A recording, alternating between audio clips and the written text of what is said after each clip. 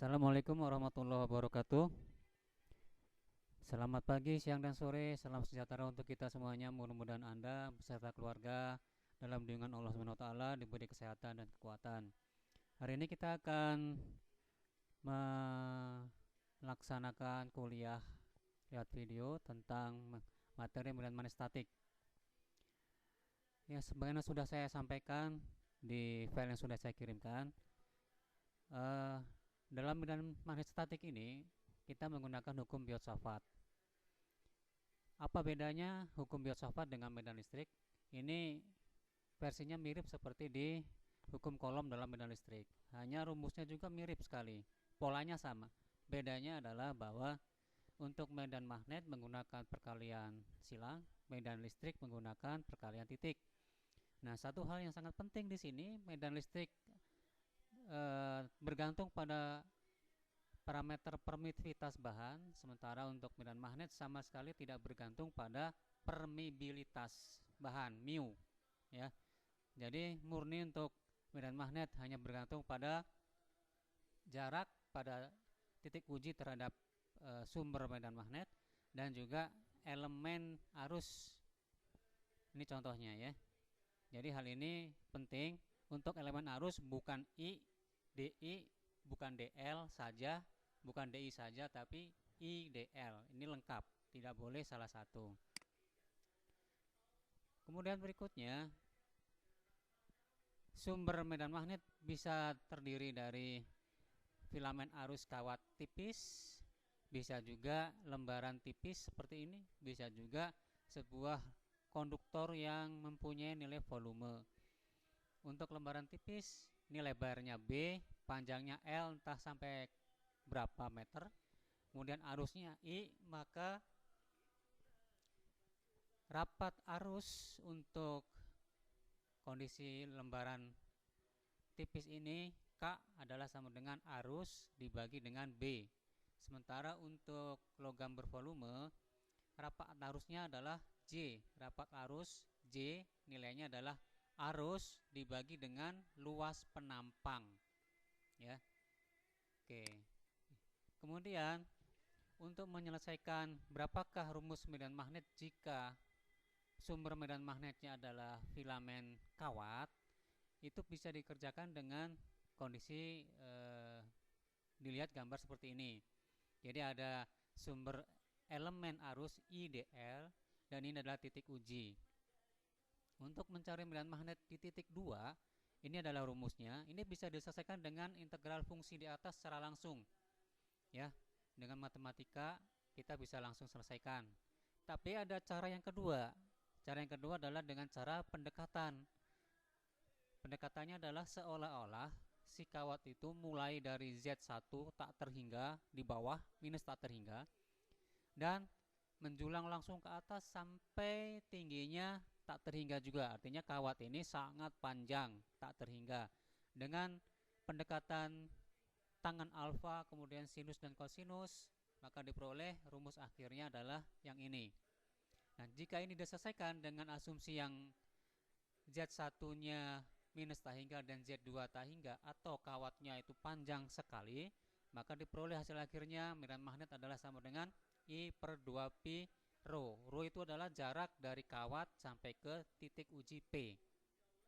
Ya, ini adalah cara untuk mencari rumus medan magnet untuk kawat filamen dengan cara hukum Biot-Savart. Cara yang berikutnya adalah kalau kita menggunakan hukum Ampere, apakah hasilnya sama? Ternyata hasilnya sama. Seperti ini. H sama dengan I dibagi 2pi rho. Sama persis. H sama dengan I dibagi 2pi rho, ya. Jadi hukum Biot-Savart dan hukum Ampere untuk kasus arus di kawat filamen akan menghasilkan rumus medan magnet yang sama persis. Penjelasan hukum Ampere untuk sebuah arus yang melewati kawat itu adalah integral H dot dl sama dengan I. Maksudnya adalah kita mengintegralkan pada lintasan tertutup. Jadi di sekitar kawat ini ada medan magnet. Lalu kita integralkan, kita jumlahkan semua medan magnet dari satu titik, mengelilingi kawat, kemudian kembali ke titik awal tadi. Berapa hasilnya? Jika ada hasilnya, maka hasilnya itu adalah arus yang mengalir di kawat itu yang menghasilkan medan magnet. Ini mirip logikanya seperti hukum Gauss dalam medan listrik.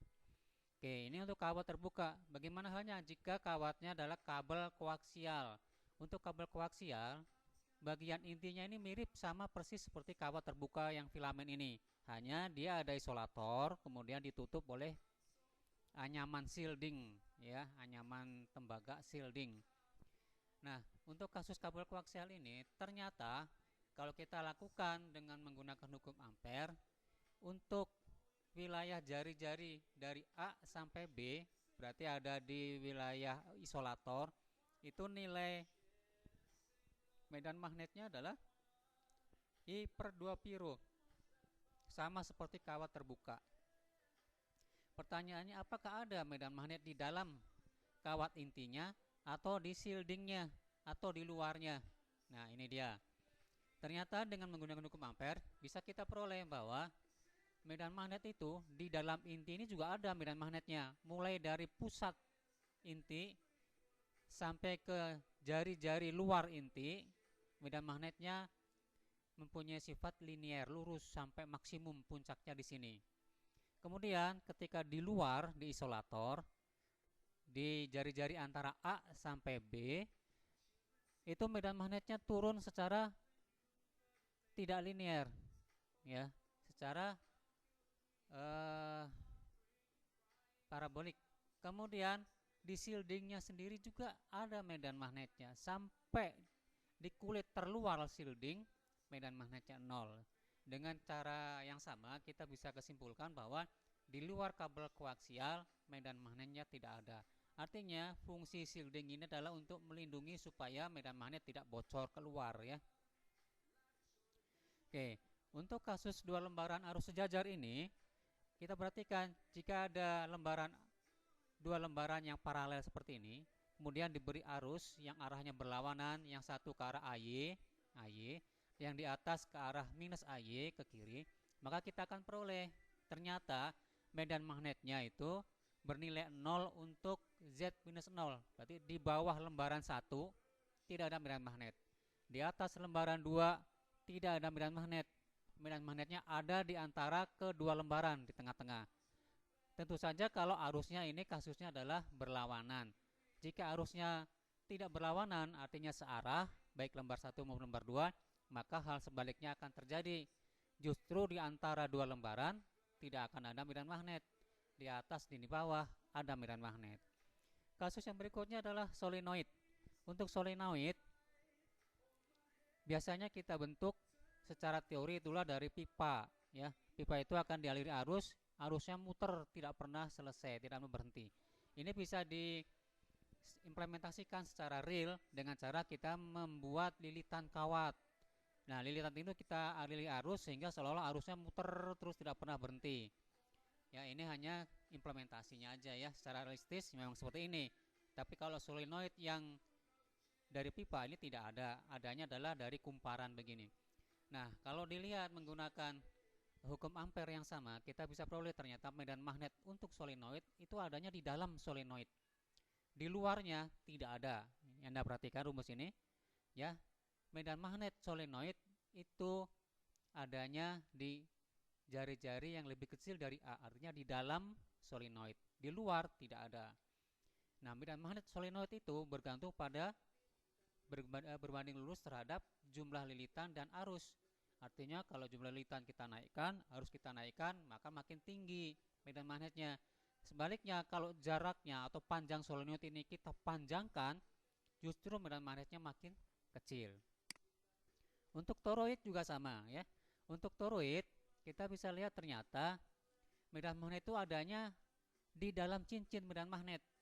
Di luar toroid atau di tengah-tengah bolongan cincin toroid itu tidak ada medan magnet. Jadi medan magnet itu adanya ada di dalam cincin toroid.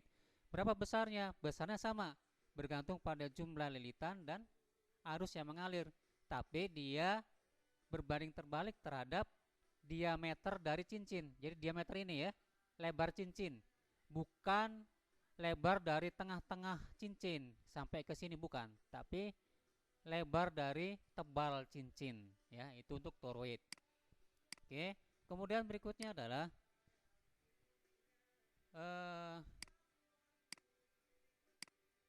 nah ini adalah beberapa hal yang penting saya sampaikan. Tadi sudah di awal saya sampaikan bahwa medan magnet tidak bergantung pada mu, permeabilitas. Yang bergantung pada permeabilitas adalah flux magnet, ya. Jadi yang bergantung pada permeabilitas bukan medan magnet tapi flux magnet. Oke ya.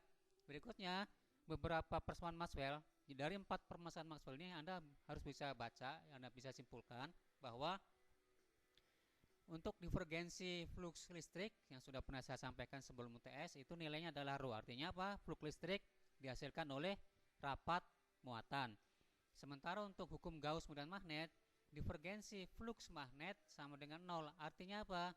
Artinya flux magnet tidak disebabkan oleh muatan, tapi disebabkan oleh magnet statis. Mungkin ini yang bisa saya sampaikan.